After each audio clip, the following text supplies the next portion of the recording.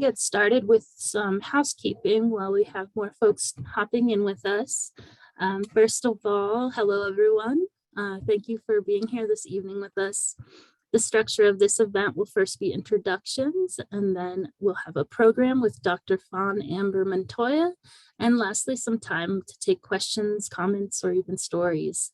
If you have any technical difficulties, feel free to type in your concern in the chat box you see on the right-hand side, and we can assist you there.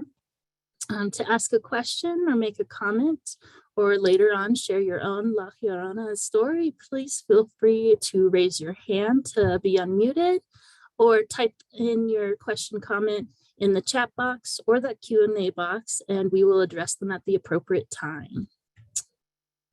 All right, let me introduce our presenter.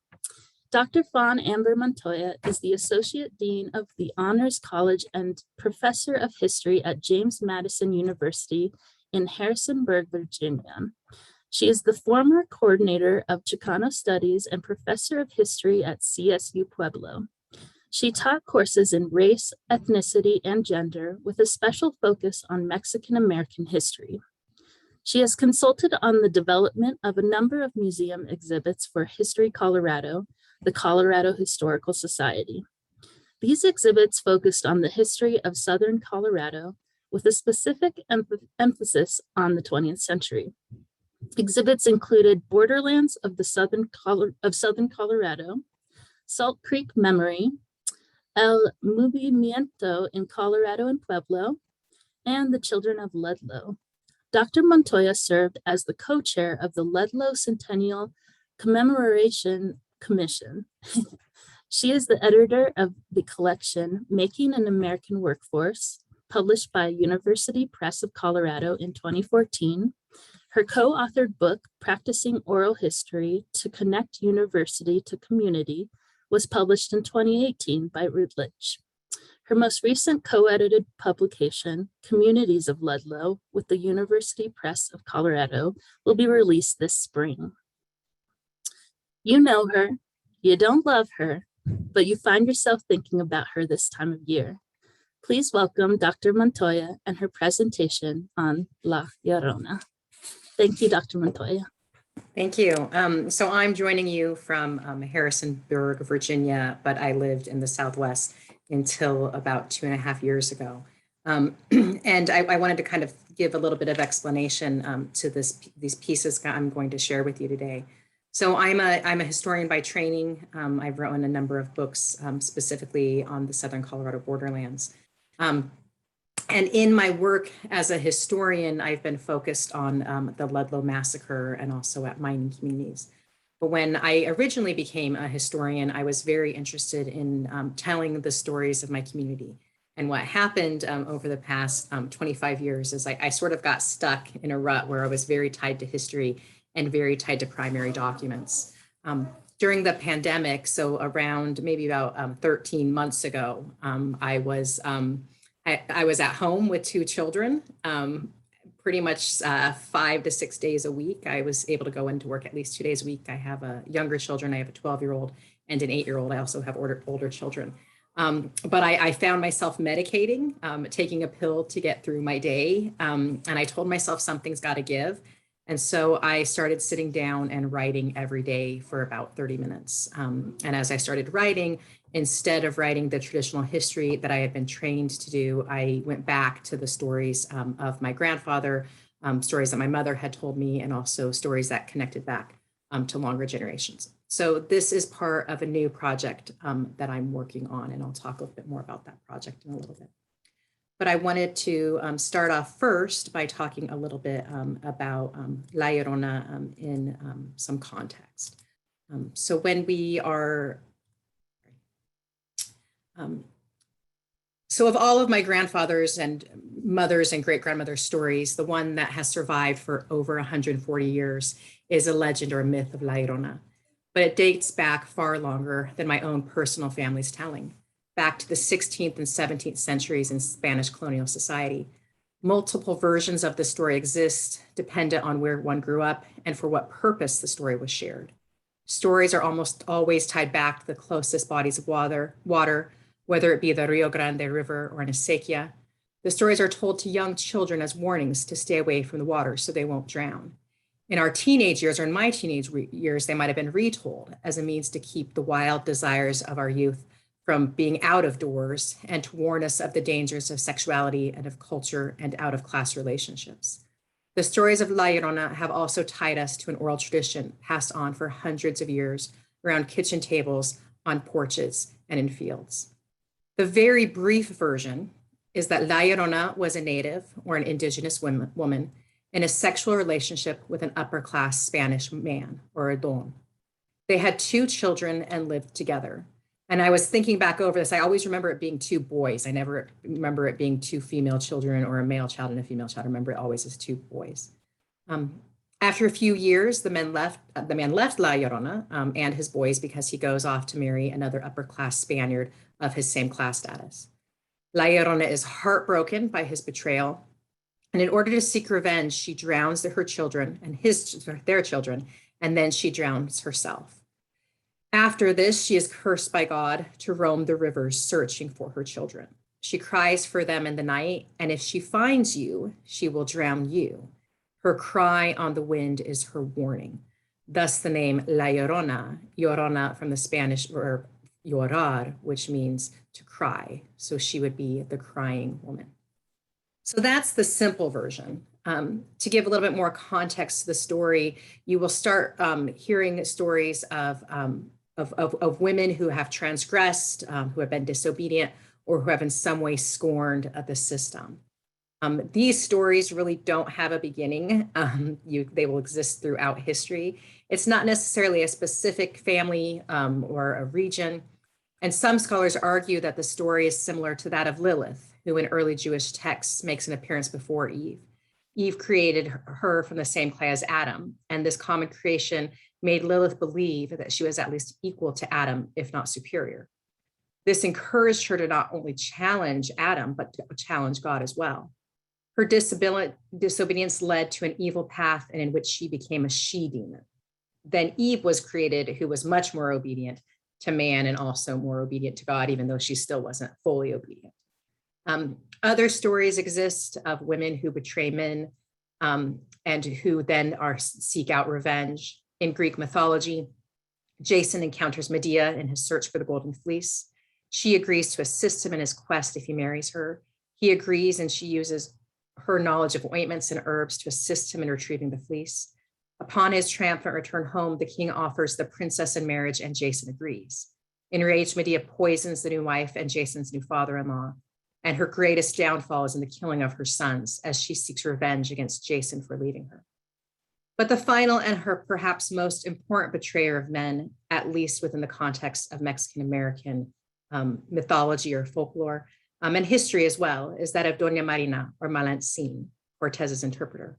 Malintzin, or Malinche, also known as La Malinche, was born to Aztec nobility. And when her father died and her mother remarried, she was sold to a Mayan tribe.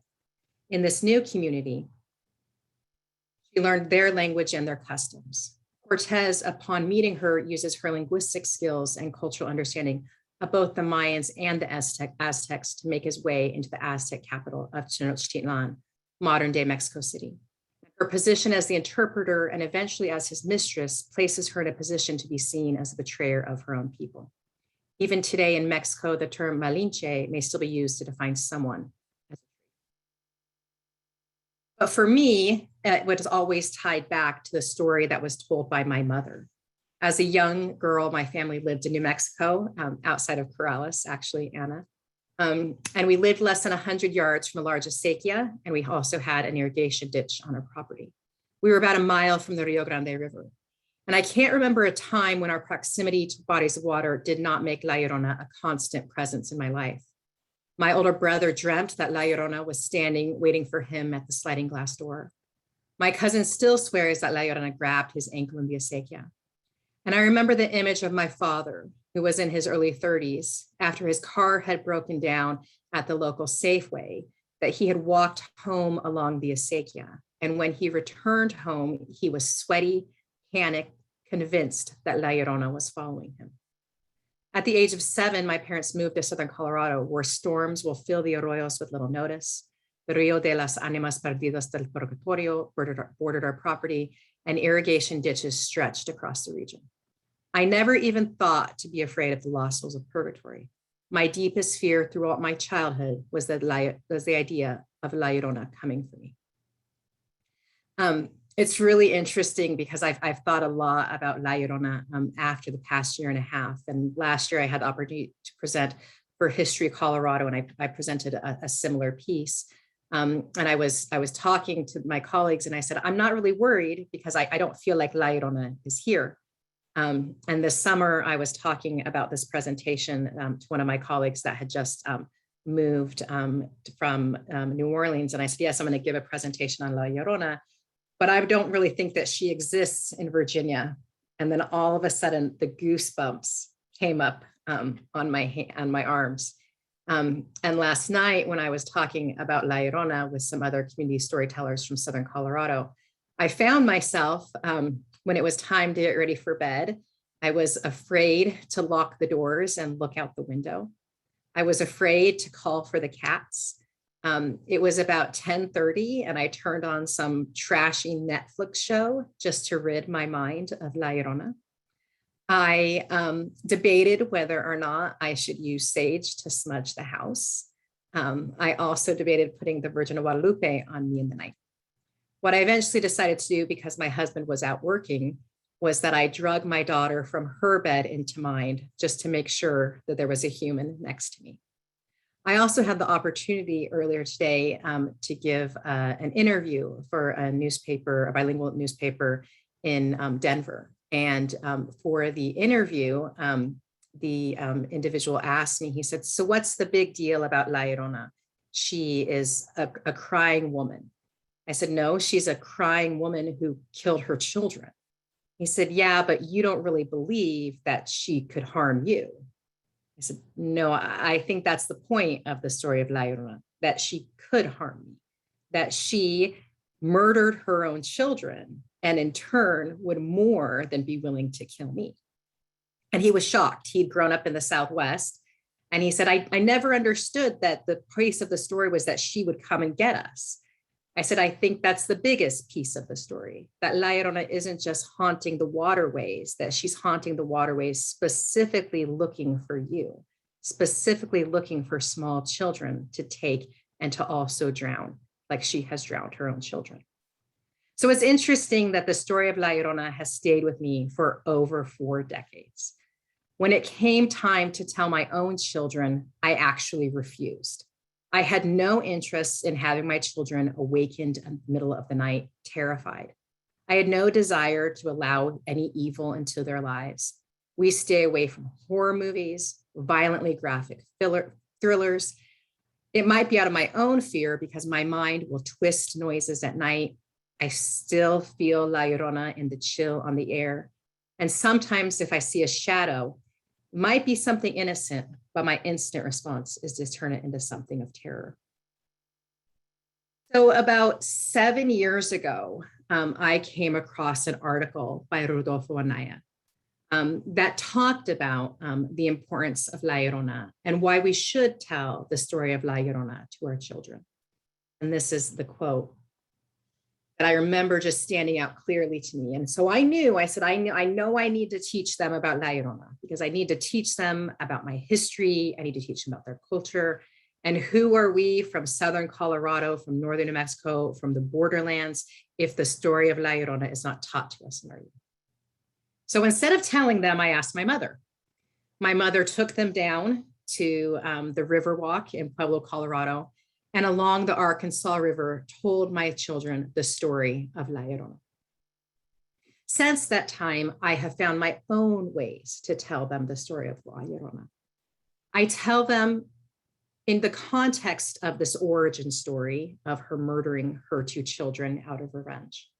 But I've also framed it in a modern telling, stories that have a little bit of humor to them with the horrors of truth just a little below the surface. So what I want to do is share with you some of them. And this one, I originally told my children. We were driving from Colorado to the state of Utah to visit my parents. I remember we were sitting in the truck and my daughter started talking about La Irona and how she was really, really scared of her. And so I said, well, let me tell you a story about your dad and La Irona. And so some of this is based on truth. If any of you have met my husband, he's about 5'2". He is from León, Guanajuato, Mexico. He is very much very machismo. At the same time, he is able to live with a feminist for 15 years. So somewhere in his life, he has a balance. And I was telling this to them, and some of my stories, I use these ideas of machismo, and I use a little bit of some of my frustration at the men in my life to explain some of these. And again, these were very healing pieces for me when I was writing them in the middle of the pandemic. So this one is referred to as El Río. In a colonia outside of León, Guanajuato, central Mexico, a 5-year-old boy sits along the stream at night. The tree he sits near casts a shadow along his wavy dark hair, sparkling eyes, and bright white teeth. It is after dark, late. His mother assumes he is asleep, but he snuck out like he does most night. He craves a sense of adventure as most of the boys his age, but he's not one to sit and wait for life to happen.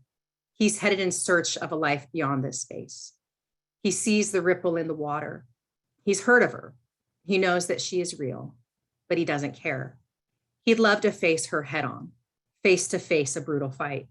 If he lost, he would get up, defiant, spit blood out of his mouth, and walk away proud of his role in the battle, saying it doesn't matter if she won. It was the fight that was worth it, a story to add to his many tales. And he laughs to himself. He calls to her, "No te tengo miedo." Silence.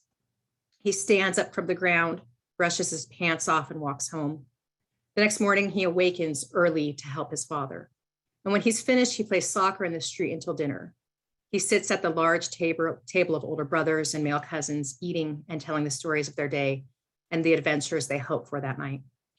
He listens, wanting to share, but no one wants to hear. The stories of kicking a soccer ball around are of little consequence to them. And that night, he returns again to El Rio. This time, he's barefoot. He too wants a story to tell at the table. He walks to the riverbank and puts a toe in the water. La Llorona, La Llorona, no te tengo miedo, La Llorona. He takes his toe out of the water and walks home. The next day at the dinner table repeats the same situation. He can never get a word in. He knows that he is brave like his brothers, but they don't see it. He returns to El Rio. He is barefoot again. He rolls up his pant legs and walks into the water knee deep, looking ahead of him. La Llorona, La Llorona, no te tengo miedo, La Llorona. He returns to the riverbank, pulls his pant legs down and walks home. He returns the next night. He pulls up his pant legs, takes off his shirt, and again walks into the water. He bends over and puts his hand in, scoops up the water, and splashes his arm in his chest. La Llorona, La Llorona, no te tengo miedo, La Llorona. Silence. He returns to the riverbank, puts his shirt back on, pulls his pant legs down, and walks home.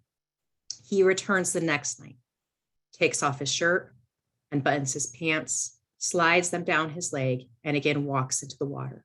Silence. I have to admit, I'm scaring myself a little bit. La Llorona, La Llorona, no te tengo miedo. This time he immerses himself in the water. It is warm, relaxing. He emerges with a deep breath. He spins around in the water, rising to his chest. He has forgotten about his desire to see her. He's enjoying the silence. But what he doesn't see on the other side of the river is a woman dressed in a flowing white dress. Her face is young, her black hair all the way to her waist with a few tendrils in her face. She breathes in deeply. There is a scent to this boy, innocent, sweet, with a tinge of testosterone. She smiles. The boy reminds her of her own sons. One was his age. But that was another time out of rage. This would be a warning. She steps back into the shadows. He returns again the next night, and he follows the same pattern, takes off his shirt, pants. Wearing nothing but his chonies, he wades into the water. And after a few moments, he feels a chill. Silence. La Llorona, no te tengo miedo. He chuckles to himself. Won't his family be proud of him for discovering that she is not real? La Llorona was just to sort of keep boys at home. Now he could stay out all night. La Llorona es una leyenda tonta, he thinks to himself. He's now waist deep, and he feels a chill again. He sits down into the water, pulls his chonies down, lets his bare nalgas touch the rocks, pauses and rubs them. He farts in the water and watches as the bubbles come to the surface. His mother would be so angry that he is so cochino. He giggles to himself. And as he breathes in, his chest tightens and the air is cold. He shivers. It is icy along the riverbank. Steam rises from the water. There's no wind, just the cold. He breathes in and feels the ice in his lungs. He stands, pulls his chonies up and looks around. There is nothing. He decides it is time to go. Perhaps someone has seen him. He turns to walk out of the water. There she stands at the riverbank. She bends over and looks at his pile of clothes around her. She smiles. Did you call for me? Dicho, me invocaste, estoy aquí. He takes a deep, defiant breath, tips his head at her. Sí, yo te llamé. Inside, he is terrified. Could this be a prank? Could his brothers be watching? His pride gives him courage. She walks into the water, stopping less than a foot away. ¿No me tienes miedo? A shiver goes through his body. His arms tighten. He feels it in his heart, his lungs, fear. He closes his eyes, hoping she will leave. But what if someone sees him? Will they see him afraid? He must stand up to her. He must be a man. No, no te tengo miedo. She leans over to him. His body begins to warm as urine streams down his legs. She looks down as she smells the yellow liquid, and smiles. She pulls him close to her, tender and loving. She laughs. Ay, Ticho, tú eres un cabrón, no? She takes her cold, dripping, wet, bony hand, runs her finger across his jawbone, lifts his chin. Their gaze is locked. She opens her red tinted lips, her teeth black from decay, their rotten stench entering his nose. I ought to slap you. She drops her hand and walks to the other side of El Rio. As she passes, he feels an icy cold and senses the smell of death. This is no prank. Oh, Ticho, no te olvidaste de mí. Estoy aquí esperándote. She stands for a moment, gives him a long look, laughs, and steps back into the shadows. The air around him is warm again, no tightness in his chest. He wants to believe that he has won, that he faced La Irona and scared her off. The smell of urine reminds him of his fear and of her power. He walks out of the water, gathers his clothes, and starts his hike up the hill. He will return many times to the edge of the water. Sometimes he will take a step or two in. And when he feels exceptionally brave, he will take off all his clothes and wade into his knees. He will never call for her again. He knows that she is listening, waiting. So then the next story was also told to my children, again, with a little bit of humor to it, but also some seriousness as well. And this was based, I think I started writing or thought of this idea about 3 years ago. My father lives in southern Utah, and he was driving home along Interstate 70 from Grand Junction to Moab. there was a blizzard out. He got off, he saw a car drive by him really, really fast. He got off and made a note on Facebook about this crazy driver. And within probably 3 to 5 minutes, myself, my siblings, and my cousin all instantly put, Dad, that was La Irona. And so this one is based more off of this idea of what La Irona would be like. How would she act in modern day? Because within the context of the folklore, it's very much about La Irona still being present in these spaces. The other thing that happened to me today, as I was talking to this news reporter, he asked me, he said, have you ever heard La Irona? And I kind of laughed, and I thought, if you live in Southern Colorado or Northern New Mexico, or in New Mexico, you of course you've heard La Irona, right? You hear her all the time. It's just whether or not you're paying attention. And he said, why is it that during Halloween, it kind of comes up? And I said, well, I don't think La Irona is about Halloween. I said, La Irona is more about the change in the season. I said, and I think what happens in this region is that the weather changes very quickly. You'll have a beautiful warm day between 70 and 80 degrees, and about 5 o'clock, as the sun starts to go down, it gets really, really cold very, very quickly. And so you'll go from being very warm to starting to feel these chills. So when I lived in Pueblo, I lived near the high school. It's called East High School. And I remember I would usually teach a night class. And when I would leave campus, so I'd go to campus about between 4 or 4:30, because I had a 5 or 5:30 class. And so when I left, I was usually in shorter sleeves or in a lighter jacket. But when I came home, it was much cooler, especially during this time of the year. And I remember there was one year I was leaving and you could hear her on the wind. And the trees had sort of started to get a little bit of frost to them, or a little bit of freeze to them. And I drove home. I was getting out of my car. The trash cans were all moving around, and you could hear her on the wind. And it was this icy shrill. And I remember thinking to myself, yep, that's where she is. And the reporter said, well, if you were on the east side of Pueblo, you were really far from the river. And I said, you're actually not very far from the river. Throughout Southern Colorado and Northern Mexico, yes, it's a semi-arid climate, but I said if you go straight, if you're not taking the road, if you just walk straight from East High School, you're really maybe at the most a mile from Fountain Creek, and you're maybe 2 miles from the Arkansas River, and you're right next to the arroyos.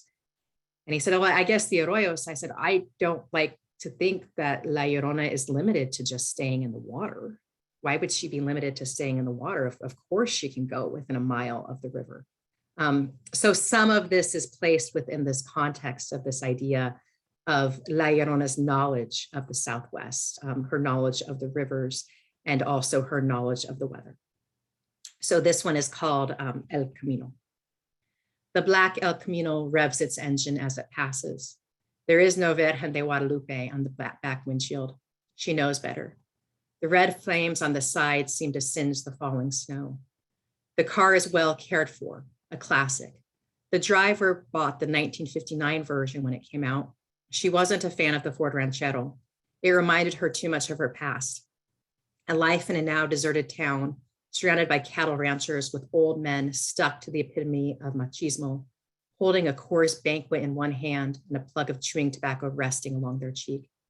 Children still played outside back then, and men liked to wander home from the bar. She loved to hear their screams in the night. The men always tried to compose themselves before entering their homes. The smell in their pants explained as falling in horse or cow caca, but never the truth that it was their own. In 1972, she decided to upgrade. The newer model looked sleeker and handled smoother. She loved the bench seats, the feel of the steering wheel under her hands. She drives more often now. Today's children are locked in their houses behind screens, and late at night, men end up taking to the road. No one plays by the river or wanders home lost on the llano. Many left the countryside for the convenience and income of the city. She prefers the country. The city life is much too violent for her taste. What's the point of being damned to haunt the rivers when no one comes out anymore? It's a lonely existence. It doesn't need to be so boring. Instead of waiting for them, she takes to the open road. She can always find a lone traveler. But tonight she's listening to some of her favorite songs. Her windows rolled down, blasting Shakira's Pies Descalzos album, playing over and over. No, no quieras saber de mí, no puedo entender lo tonta que fui, es cuestión de tiempo y fe, 1000 años con otros 1000 más. Son suficientes para amar. Estoy aquí queriéndote, ahogándome. And that is translated. You do not want to know about me. I cannot understand how dumb I was. It's a matter of time and faith. 1,000 years with another 1,000 more are enough to love. I'm here loving you, drowning me. Shakira allowed her to relive her emotions in a way that didn't leave her feeling broken. She had grappled with her fate a long time ago. Her soul has no chance for salvation. This was the reality that she has become content with. But she does have memories of their laughter and their joy. She had loved them. They had been her corazones, the symbol of how deep her love was. She smiles at the thought of the 4 of them and their happiness.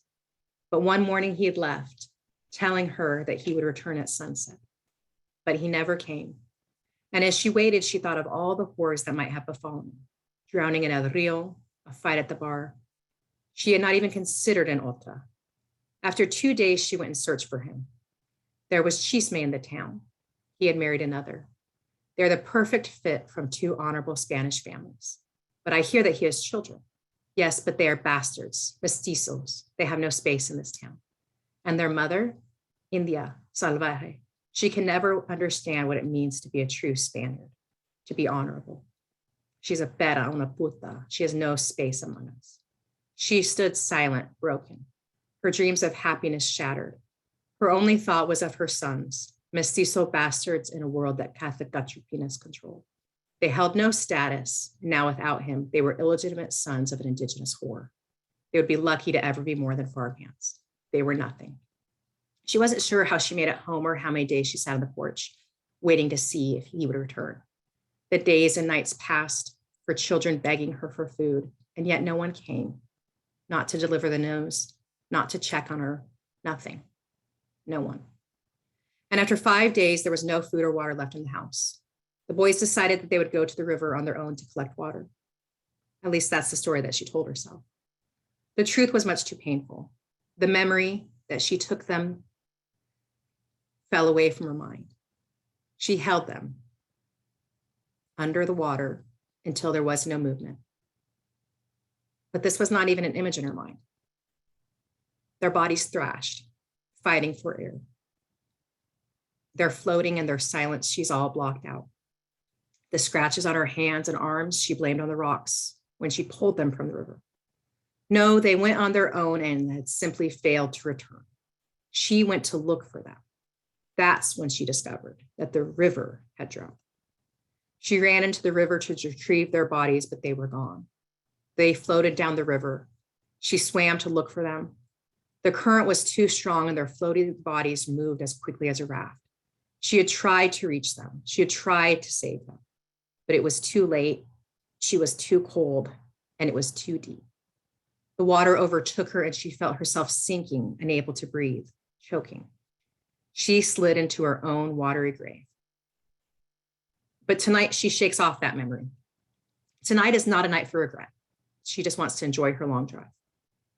My father at the same time is driving alone. It's a blizzard along Interstate 70. The long, dark road from Grand Junction to Castle Valley, Utah has no real town along the way. It's known for its snow this time of year. The wind blowing causes drifts and makes the driving conditions deadly. It's not a part of the country that one would think she would visit. It's much too far north. But there was a time that this was her land too. A changed political border has not erased her past, and she knows where the rivers of the Southwest begin and end. She spent enough time on them that she recalls when the waters begin to run through the arroyos. My father knows this history. It was a time when Utah and Colorado were Mexico, Spain, and native lands. The stories of La Irona were told to him by his grandparents and his parents. He has heard her cry along the rivers, the arroyos. He's felt her breath on his back when out late at night, and he knows it's too late and the weather too harsh to be out. He knows better, but Donnie still drives it.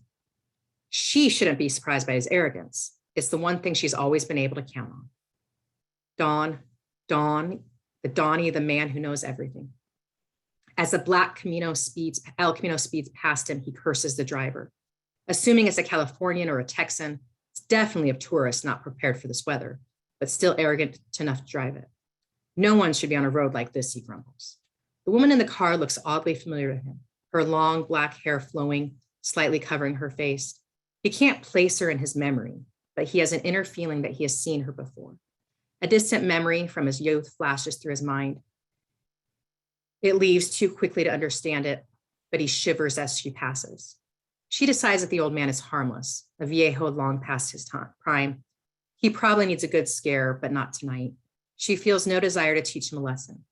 He probably wouldn't learn anything from it anyway.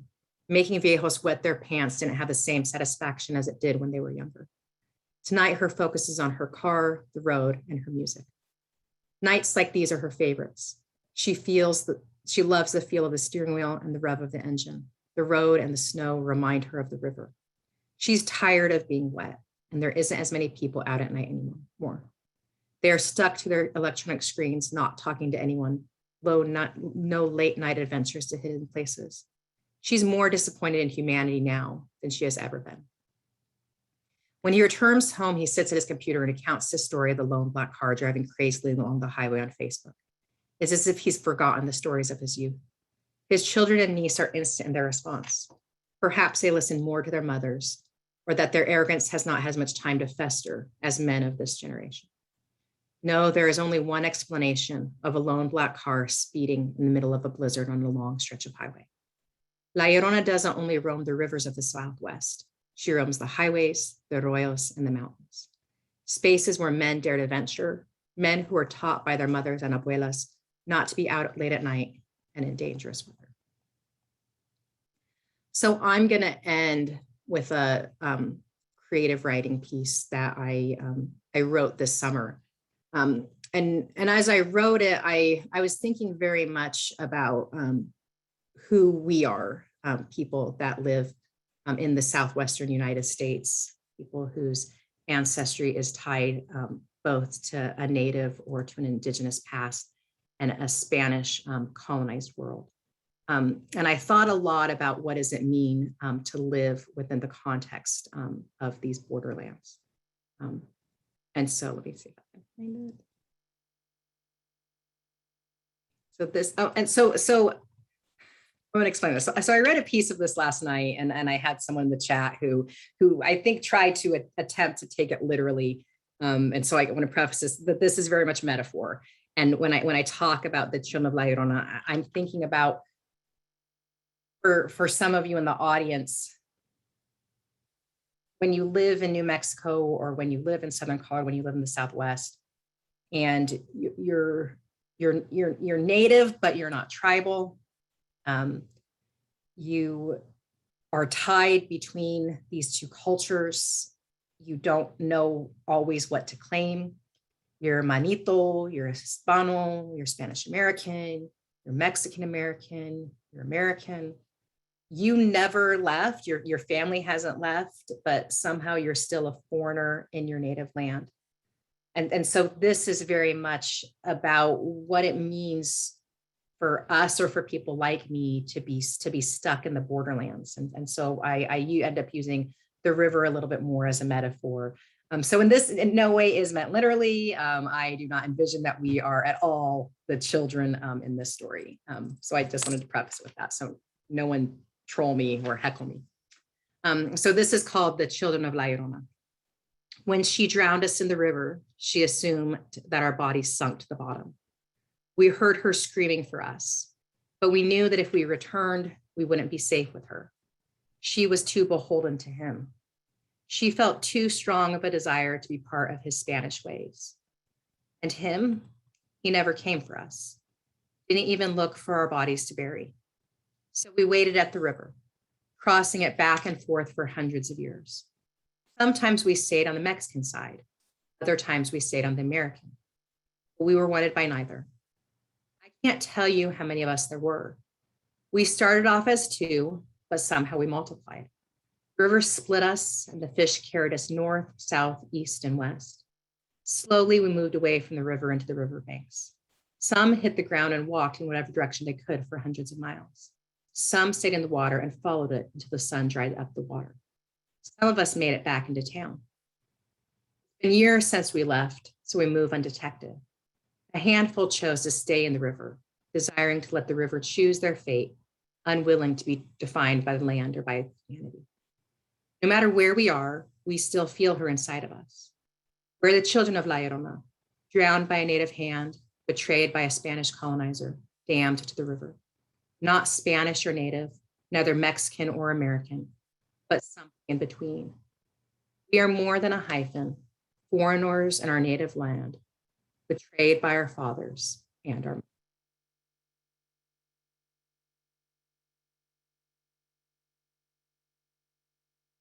So that's it. I'm open to questions in the chat.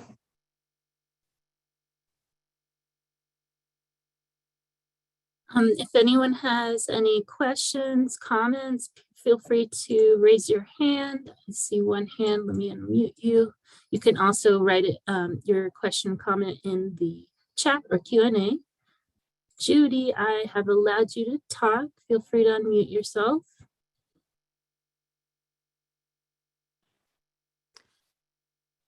I don't know if there's more than one Judy on the, but I will go ahead. It's you, Judy. Is it, am I the right Judy? Okay. In the Rudolfo Anaya piece, there was mentioned El Cucuy. Is that related to La Llorona, or is that a separate mythical story? It's a separate mythical story. And it's interesting because I didn't grow up with El Cucuy. I grew up with La Irona. My husband grew up with El Cucuy. And I think a lot of this is based upon that my ancestry is further detached from Mexico. So I think El Cucuy is very much about more of, when I say recent, I mean within the past 100 years or more. But for him, it's been the past 30. So I think that you'll see these different regional variations, but El Cucuy and La Irona are very much separate. Thank you. Fascinating. Thank you, Judy. We've got a lot of thank yous in the chat. Wanda wrote, not a question, but love.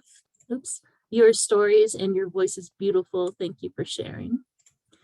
So I'm going to answer Jolene's. So in another piece that I presented that's similar to this. So Jolene's question is, I want to hear your opinion about how much influence El Leyendo de La Llorona had on controlling the role of women. I think it's huge, right? And I think that especially in the teenage years, this is very much the warning, right? Of pay attention to who you're sleeping with, pay attention to who you interact with. Do not have sexual relationships with men that you don't know. Don't have sexual relationships that are out of your class status. So I think growing up, especially as someone who identifies as a Chicana, it was very much almost a warning against white men that might abuse you, right? It was also very much a warning of don't date men who are outside of your religion, right? You stick with your own, I think really becomes the telling of it. But in a lot of ways, I think a lot about, and this is, again, I'm in my 40s and I have older children, I have children, I'm still very young, but as I'm thinking very much about like, what stories do I leave, right? What stories do I tell? And how can I tell, what stories would I tell my children that are going to stay with them for 40 years? When I'm dead, what are they going to remember, right? And so I think La Llorona is the warning, right? And so this is really what I've come back to again and again, is that being a Latino, a Chicana, Spanish American, Mexican American, whatever it is, we don't always take great care of our mental health. We have high rates of drug abuse. There's high rates of violence in our communities. There's high rates of poverty.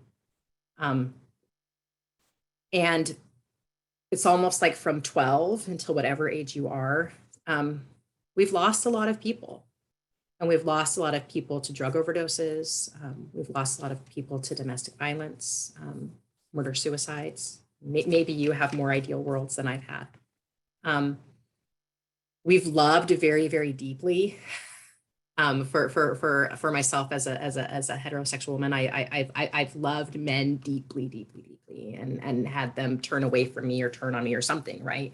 Like this is kind of the realities. I think even if for homosexual relationships as well, I think there's this love, this passion inside of us. And so I think in a lot of ways it was a warning to our grandmothers, from our grandmothers, and from I think in a lot of ways from my own mother to my children of being wary of who you trust, not to trust strangers, not to be enticed by wealth or by the fancy man or the fancy people that come into our lives.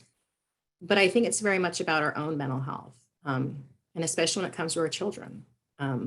Postpartum depression is real.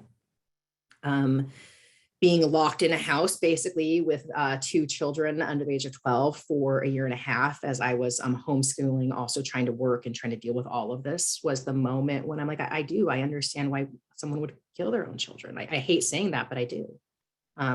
Those late nights having a brand new baby, haven't been able to sleep in hours.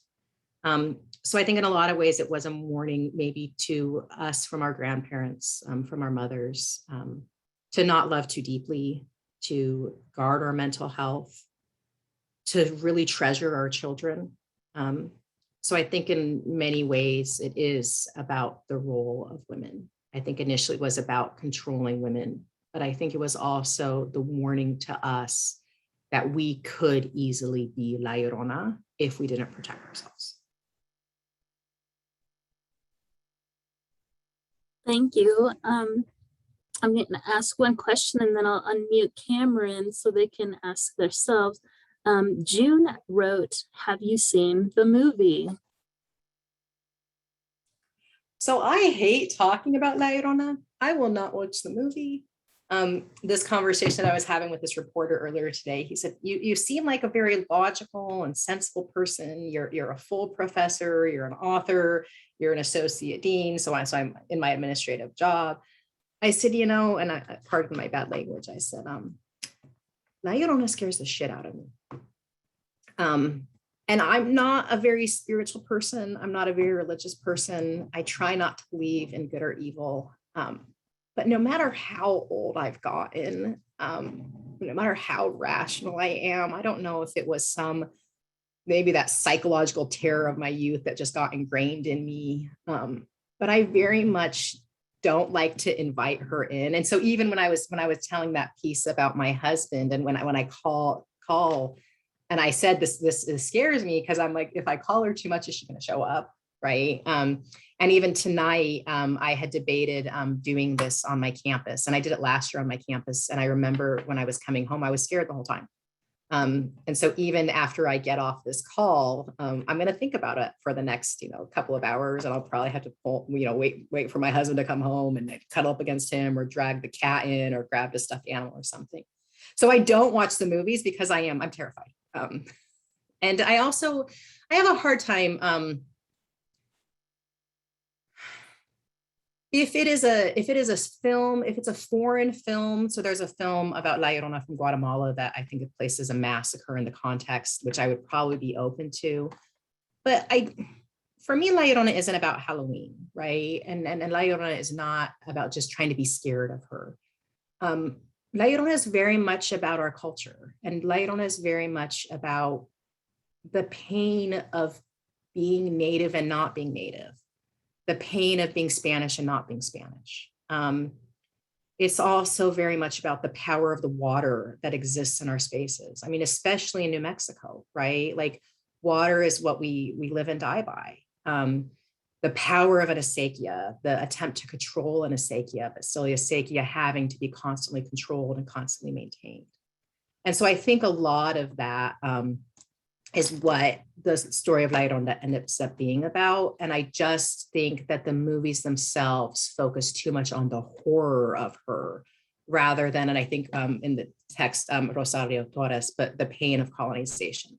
That is very, very real for some of us, is that we feel this. And I think for me, so I live in Virginia, and I've had a number of instances where people don't know exactly what I am, and Latinos don't know what I am. A lot of the Latino population in my town is recent immigrants. And I don't speak fluent Spanish. I didn't grow up with Spanish as my native language. It was English. My father in the 1950s was punished for speaking Spanish. My grandmother named all of her children anglicized versions of Mexican names. So Spanish was something that I ended up learning in high school and in college, and the Spanish is something I still am uncomfortable with. I very much am tied to the mountains of the region. The Oaxacoyas, the breasts of the earth for me are really the symbols of Mother Earth. You see them behind me in the picture behind me, right? And so in a lot of my customs and beliefs, I have an Indigenous heritage. I respect that Indigenous heritage. But it's also like, I'm Spanish too. Jorge Gonzalez once wrote, I'm Aztec priest and Christian Christ, right? So we're always constantly dealing with that mixed blood, that we're mezclas, we're mixtures of things. So I teach, I used to teach Chicano studies for a very, very long time. Right now, I teach courses on multicultural America. I'm going to teach a Latinx Voices course in the spring. I don't teach online.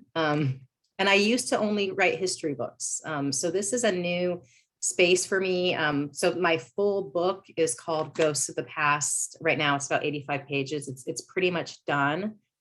I'm afraid to let it go. La Llorona is only a piece of it. I have a couple of other pieces where I've taken the history of the region of Southern Colorado and taken what I've known as a historian or researched as a historian over the past 25 years, but written creative writing pieces. So one is about Oaxacoya, and I write an origin story for the Spanish Peaks.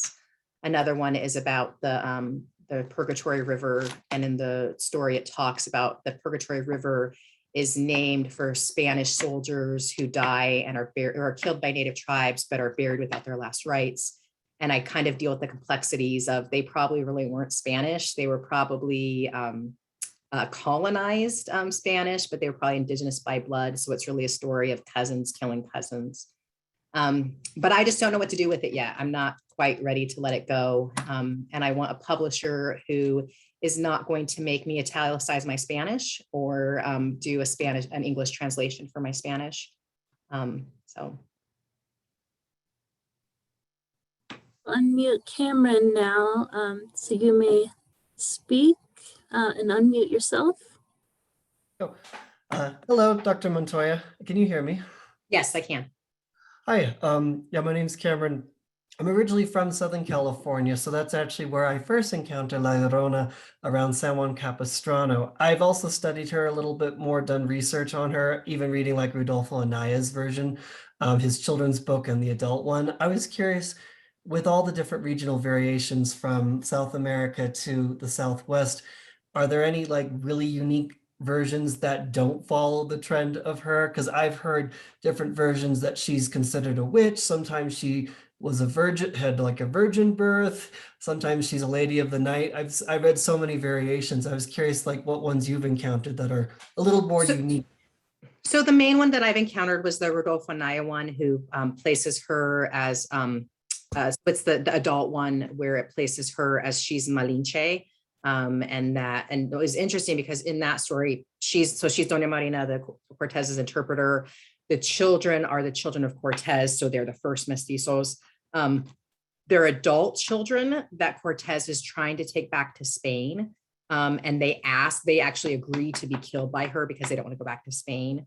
And then I've also seen, I don't like the ones where so it's really interesting because I kind of have this like idea in my mind. I don't want her to be the prostitute, right? I envision her as like, she's she's this innocent woman, right, who doesn't understand what the Spanish are like, right? And she's deeply in love with this man, and she doesn't know her place. I don't think she ever imagines herself as being cast off. So in my mind, she's very much an 18 to 20-year-old girl. So I actually don't try to seek out some of those other stories. There is, I have a slide really quickly that I have a couple of other suggestions for pieces that people could connect with. And so these are some that I would suggest. This one, there was a woman, this is more of a historical exploration of her. I think this piece by Patricia Trujillo is actually lives in your region. I think she's great.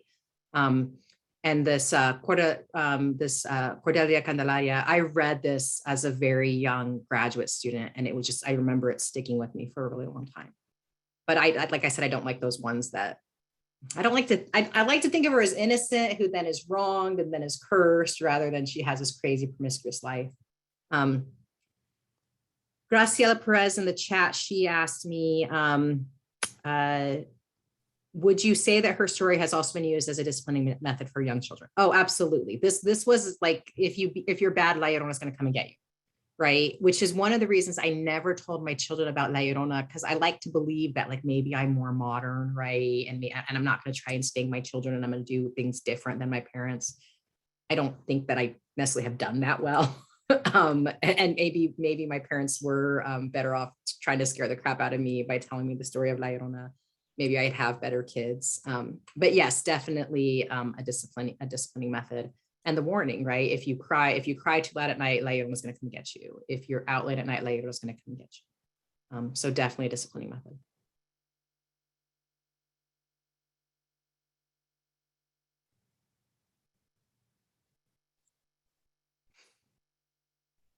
I want to read Teresa's story that she just wrote. Funny story, my grandson came home one day and told me that La Llorona's favorite color was yellow, so he would never wear yellow. He heard this on the school playground. And that's how we keep these legends alive, right? Mm-hmm. Linda, was that long enough for the reading list? I can also put it in the chat if that's helpful.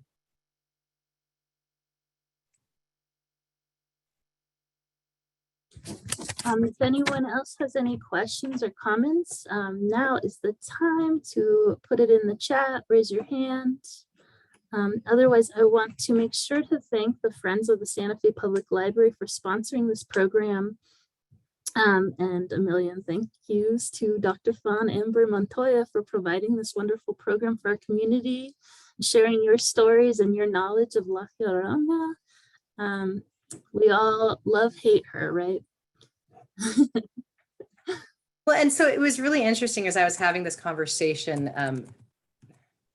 today with this reporter, because I think sometimes that I assume that everyone kind of knows that basic story, right? That yes, she's the crying woman. She's gonna come and get you, because I just assume that everyone grew up with this, that everyone who's ever heard of her grew up with the same story. So the other piece is, as I've been in this region, they don't know, they don't understand that, like, hey, there's a whole Southwestern United States and people there are Mexican and American and they're indigenous and they're native, they're all of these different things. And so I get a lot of questions from Latinos here of like, who am I, what am I? And I usually explain to them, well, I'm Mexican American, but I'm from El Norte, right? And I kind of explain to them a little bit about like, hey, New Mexico was actually part of this region. And so it would make sense of my last name. And I don't think that these stories end up being unique to me. But in this region of the country, they are. And I have a lot of people who tell me like, I've never heard this story. And so they also think it's a Halloween story. But I'm like, no, La Llorona's and every time it's just that in the fall, you can feel her differently because of that coldness at night. So. Thank you so much. Now I'm a little scared and I can't wait to go home. This is why I did it from home, so I wouldn't have to drive. Thanks everyone thank for you for being the here. invitation. Thank you for coming. I enjoy it. And I like I said, living in Virginia, I very much miss the Southwest. So this gives me a great opportunity to come home, or at least for a little bit. Well, welcome home.